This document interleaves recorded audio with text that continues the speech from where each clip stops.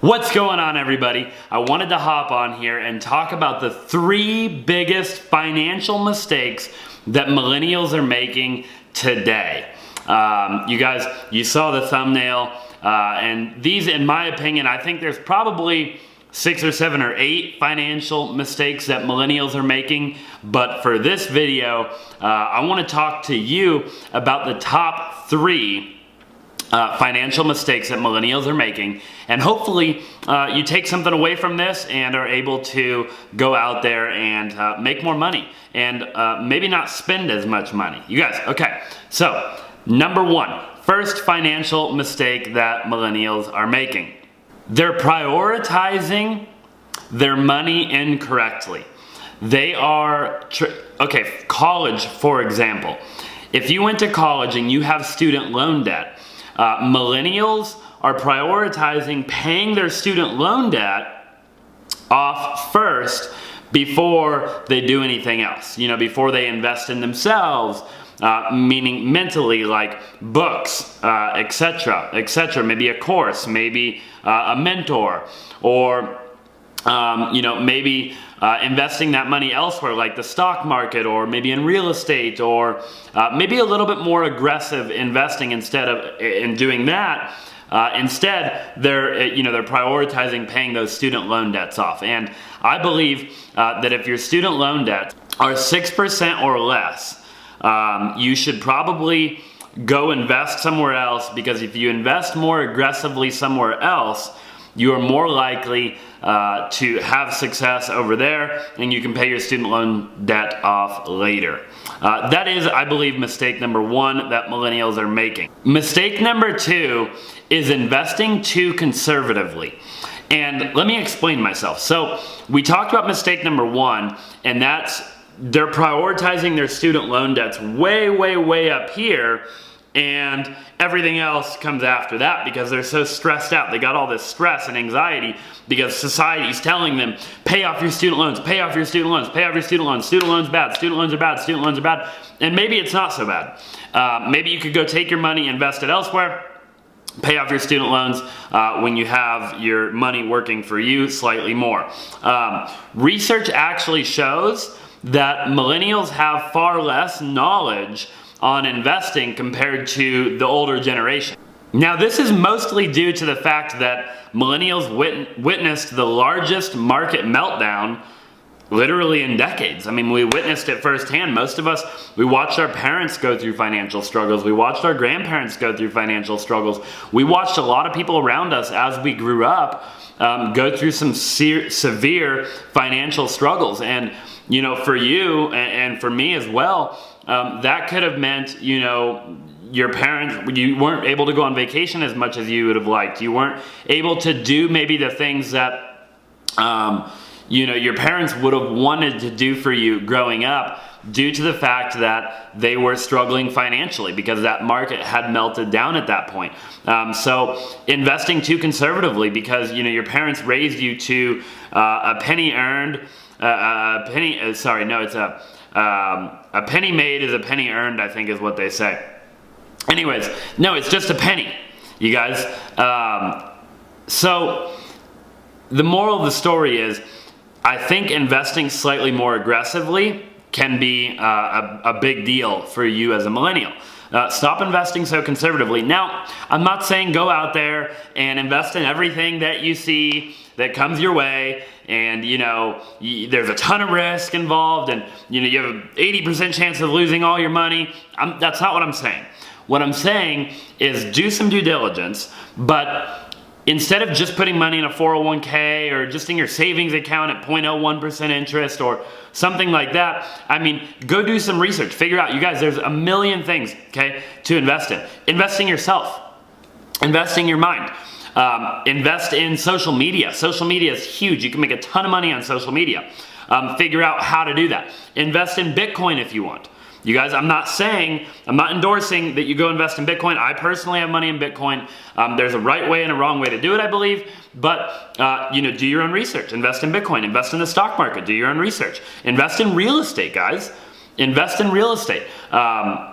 there's no right or wrong. As long as you don't over leverage yourself and you don't sell when the market is down, there's never a wrong time to invest in real estate, income producing real estate. So moral of the story is there's a million things that you can invest in to make more money, and then ultimately have your money work for you and use leverage, compress time and use leverage, so that way you can go back and you can pay off those student loan debts that you were originally prioritizing as number one.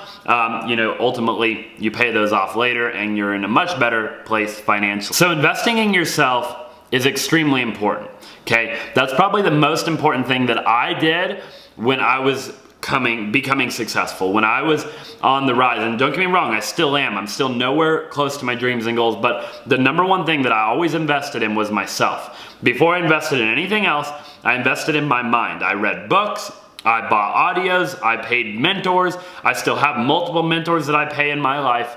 I paid for courses. I had courses, you guys, because what a course does, a lot of people are against courses, but what a course actually does is it takes, maybe you look at my YouTube channel, let's say I had a course, actually I'm in the process of creating one, but it takes, you could watch 500 of my videos, okay, and spend 3 weeks trying to figure, a month or 3 months or whatever, trying to gather all this data and put all the pieces together and figure it all out, to where a course you might pay a couple $100s for, or depending on who's selling the course, obviously, depending on how valuable it is, but it organizes all that information into a step-by-step system for you to go out and take action immediately. So I believe investing in yourself is very important. Okay, the number 3 mistake that millennials are making financially is your credit card being a luxury item or a luxury. Basically,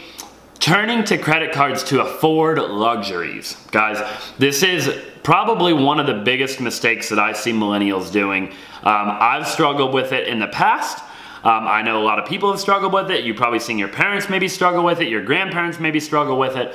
But if you can't afford to go swipe your credit card, or your debit card, okay, if you can't afford, AKA, if you can't pay cash for it, don't use your credit card, okay?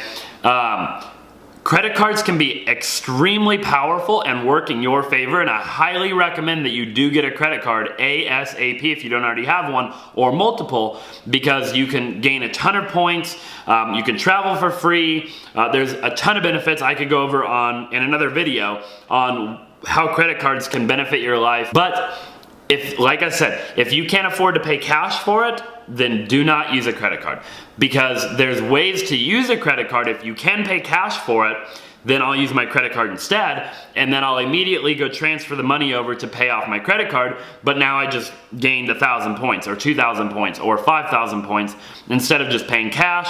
There's a ton of other benefits as well, which, like I said, if you want me to do a credit card video on how to use a credit card properly, and not only how to use a credit card properly, but how to maximize the benefits of a credit card, I'd be more than happy to do that. But for the purpose of this video, the number 3 financial mistake that I think millennials are making is their, and guys, most of the time it's not huge. It's, let's go to Chipotle, right? Let's go to Starbucks, let's go here, let's go there. And they put these things on their credit card, not realizing, because it's just a piece of plastic. It's so easy as a millennial. It's like you're not actually physically having to take money out of your wallet like our parents, right? And so at the end of the month, all of a sudden your credit card bill is $1,000, $2,000, $3,000, whatever the case is. And you're like, holy shit, I can't afford this. And then it starts getting racked up and racked up and racked up.